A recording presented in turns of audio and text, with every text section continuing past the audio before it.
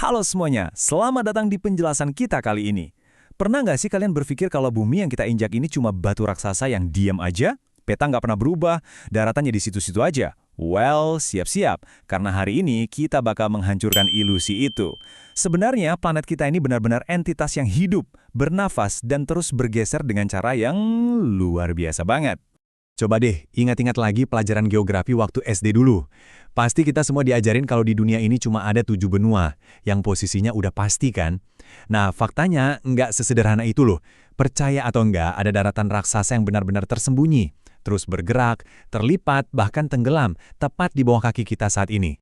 Jadi, di penjelasan kali ini, rute kita udah jelas.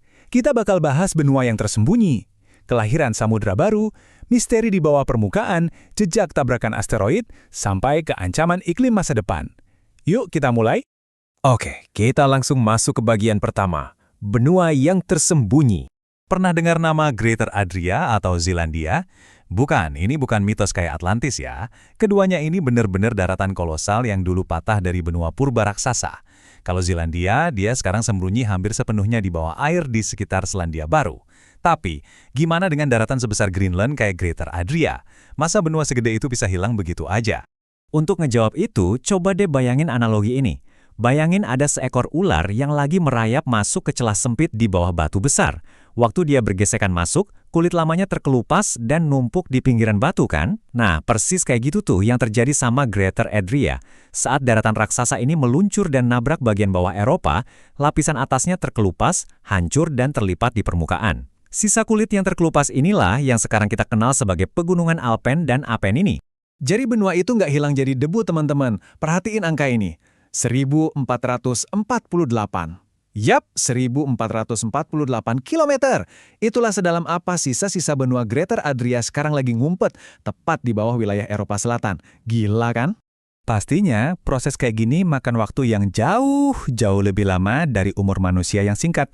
Kalau kita lihat skala geologisnya, sekitar 300 juta tahun lalu, daratan itu menyatu jadi super benua Pangea. Terus, 175 juta tahun lalu, Pangea pecah berkeping-keping. Tahu nggak seberapa cepat mereka bergerak? Kira-kira cuma secepat pertumbuhan kuku jari kita. Super lambat! Tapi tunggu dulu, sekitar 250 juta tahun di masa depan, benua-benua ini bakal tabrakan lagi buat ngebentuk daratan raksasa baru, kayak Novo Pangea atau Pangea Ultima. Lanjut ke bagian kedua. Kelahiran samudera baru. Gimana sih bumi bisa ngebentuk daratan atau geografi baru? Coba kita pakai perbandingan yang gampang. Pineapple. Bayangin litosfer atau kerak luar bumi kita, itu kayak kulit pinggiran pineapple yang keras dan rapuh. Terus di bawahnya ada astenosfer, yang mirip banget sama isian apel yang panas, bergelembung, dan terus ngembang. Nah, pas isian yang super panas ini naik dari dalam, kerak keras di permukaannya bakal tertekan, retak, dan akhirnya terbelah. Dan retakan raksasa dari pai bumi kita ini secara harfiah lagi terjadi sekarang juga di wilayah segitiga Afar di Gurun Sahara. Angka 895 ini nunjukin luas dalam kilometer persegi dari retakan masif yang baru aja kebuka begitu saja di sana. Retakan ini sampai memicu gempa bumi dan ngeluarin asap belerang langsung dari perut bumi. Biar lebih kebayang, ini urutan kejadian yang lagi berlangsung di Ethiopia sekarang. Pertama, lempeng Nubia dan Somalia benar-benar lagi narik diri satu sama lain. Terus yang kedua, celah yang kebuka ini ngasih jalan buat magma dari dalam mantel bumi untuk naik. Ketiga, magma ini mendingin dan perlahan ngebentuk dasar laut yang baru. Dan akhirnya, dalam rentang waktu yang panjang, air dari Laut Merah bakal masuk dan ngebanjiri celah ini. Benua Afrika bakal resmi kebelah jadi dua, dan bumi bakal melahirkan samudra keenamnya. Sekarang, kita masuk ke bagian ketiga, misteri di bawah permukaan. Fakta yang satu ini dijamin bakal ngubah total cara pandang kalian soal planet kita. Kalian tahu nggak ilmuwan nemuin berlian super langka yang terbentuk di kedalaman 660 km di bawah permukaan? Dan yang bikin kaget, komposisi berlian ini ngebuktiin kalau ada volume air yang luar biasa besar terperangkap di dalam bebatuan zona transisi bumi. Ini tuh ngingetin kita sama lautan misterius yang ada di bawah lapisan es di bulan-bulan tata surya kita, kayak Enceladus. Bahkan di bumi kita nemuin fenomena di mana air hangat bocor masuk ke dalam kerak bumi lewat celah tak wajar yang disebut oasis Pythia. Oasis Pythia ini lokasinya ada di zona subduksi Cascadia, dan ini krusial banget. Coba bayangin zona lempeng tektonik ini kayak meja air hockey yang ada di tempat bermain. Cairan yang ada di sana itu ibarat udara di meja air hockey yang bikin tekanannya tinggi, jadi lempeng-lempeng raksasa bumi bisa meluncur mulus satu sama lain tanpa banyak gesekan. Tapi masalahnya, gimana kalau air pelumas itu terus bocor keluar, kayak yang terjadi sekarang? Bayangin aja, udara di meja hoki itu tiba-tiba dimatiin. Plak! Tanpa pelumas ini, lempeng-lempeng tektonik bakal saling mengunci. Gesekan dan stres tektoniknya bakal numpuk gila-gilaan. Dan ini nyiptain ancaman yang sangat mendesak.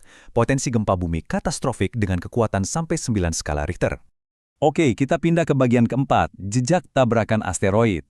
Coba perhatiin angka ini, 520 km. Itu adalah diameter mengejutkan dari struktur Denili Queen yang ada di Australia. Posisinya sembunyi jauh di bawah tanah dan berasal dari zaman benua purba Gondwana. Kalau dikonfirmasi, ini sangat berpotensi jadi jejak tabrakan asteroid paling besar yang pernah ditemuin di planet bumi kita. Gede banget! Kalau bulan kan bangga banget tuh mamerin semua kawahnya.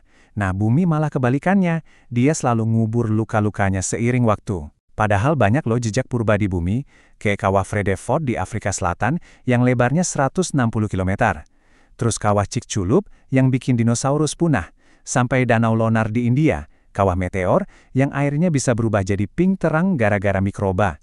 Ini semua jadi bukti nyata kalau angin, air, dan lempeng tektonik di bumi ini beneran bertindak sebagai penghapus raksasa melintasi waktu. Dan akhirnya, kita masuk ke bagian kelima, ancaman iklim masa depan. Sekarang, mari kita bahas siklus mengerikan yang lagi terjadi di zona gelap Greenland. Coba perhatiin polanya. Pertama, angin bawa partikel debu kayak fosfor ke atas hamparan es. Nutrisi ini memicu ganggang tumbuh masif banget. Kedua, ganggang es ini mekar dan berubah warna jadi coklat gelap buat ngelindungin diri dari sinar UV. Ketiga, karena warnanya gelap, albedo es atau kemampuannya mantulin cahaya jadi anjlok drastis. Dan keempat, tebak apa yang terjadi? Permukaan yang makin gelap ini justru makin banyak nyerap panas matahari yang bikin esnya mencair jauh lebih cepat. Ini adalah rantai sebab akibat yang mematikan. Saking bahayanya siklus itu, dampaknya benar-benar nyata. 234 miliar.